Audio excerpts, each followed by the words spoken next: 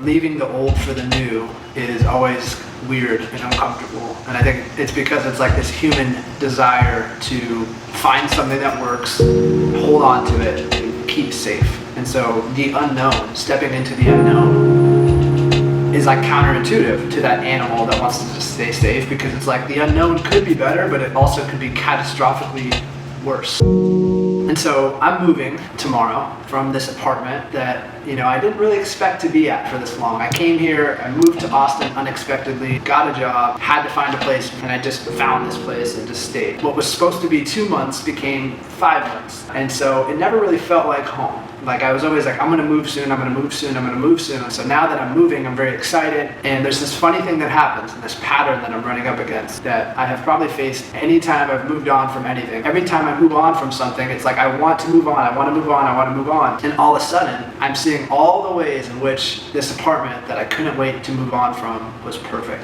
I see all the little things that I was too preoccupied looking onward to notice them. There's all these things that I really didn't appreciate about this place, but now knowing I'm leaving him, I'm like, oh, I'm gonna miss that. 'Cause he gets up in the morning, and he goes to work at 9, and he comes back home at 5:30, gets the same train every time.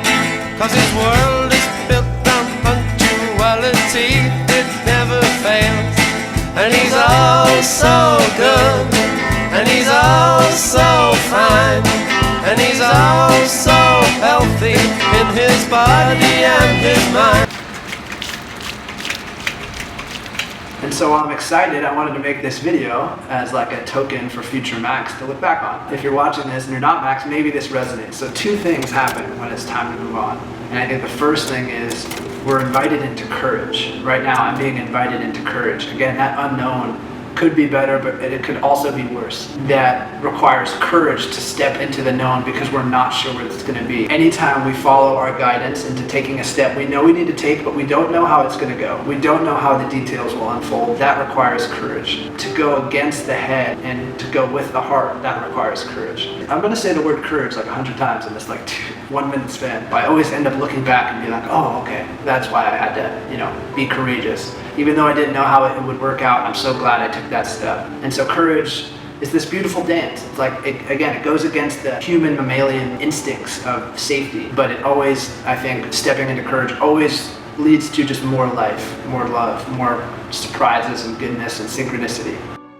The second thing that always happens when it's time for me to move on is that I start to be a witness to all the things that I was too busy overlooking. I was too busy thinking, oh, this could be better, this could be better, this could be better. But just as I'm moving on, I'm finding all the things that were in fact perfect. I'm realizing that being out of town here in this apartment was exactly what I needed.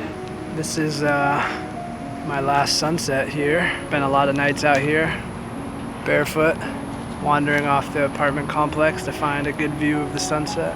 That's definitely, I think, what I'll miss most about this place is that it kind of overlooks hills. It's way out of town, which I didn't like, but I also miss being way out of town because I get sunsets like these. I'm feeling sentimental. Every time it's time to move on, I realize just in those final moments, like, man, there was so much good here, and there was so much I overlooked.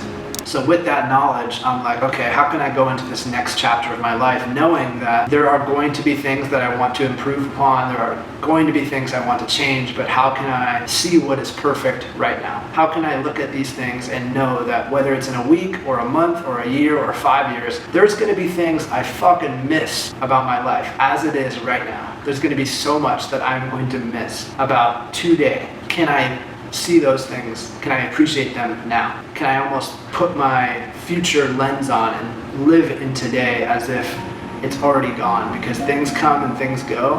What I have today will eventually go. Can I appreciate it while I have it now? And as I'm going through this movement this week, like, my little sentimental spiritual quest of moving apartments, this beautiful quote comes into, well, it's a poem. This beautiful poem comes into my life as these things tend to happen.